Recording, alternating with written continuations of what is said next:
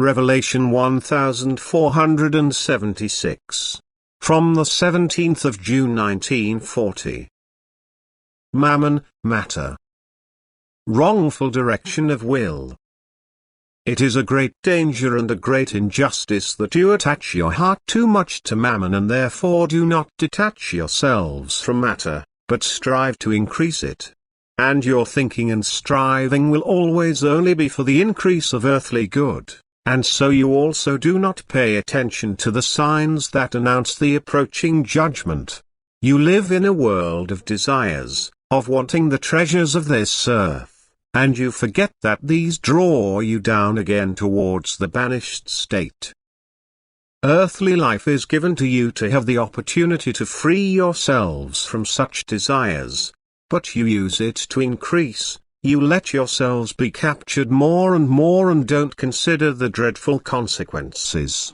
And your thinking is a blinded one, because you also no longer recognize the root of all evil, you cannot distinguish the lie from truth. You rejoice in every earthly success, and your spiritual state declines. It cannot become light for you, where you yourselves feel well in the darkness. Because you fight the light, you close yourselves to the instructions from above, and you rage against yourselves, if you do not pay attention to the voice of God, which would like to give you information about your wrongful direction of will. You only accept what corresponds to your love, and since your love is for the world and its goods, you take offense that these are marked as evil. And you reject the word of God, which is supposed to be your salvation from greatest trouble. You turn all attention to earthly events and do not consider that these events are the result of wrongful thoughts and desires.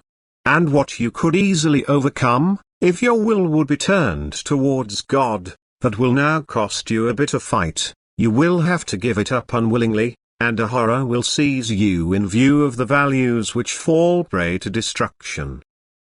And if you then recognize the worthlessness of earthly goods, you are saved, but woe to those whose hearts still cannot separate from the goods of the world.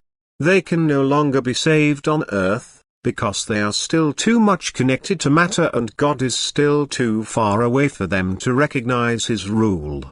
The one who fights against all earthly desires, will have an advantage, because he will also recognize the meaning and purpose of all events for the further education of the soul.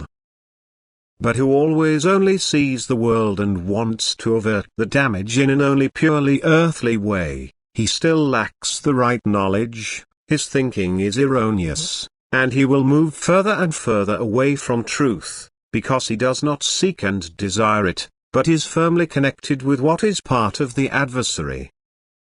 His train of thought is erroneous, and consequently all conclusions will also be in error, until he stifles his desire for earthly goods and desires only spiritual goods. Only then can he become enlightened, and only then can he recognize the cause of the physical and spiritual decline of mankind. Amen.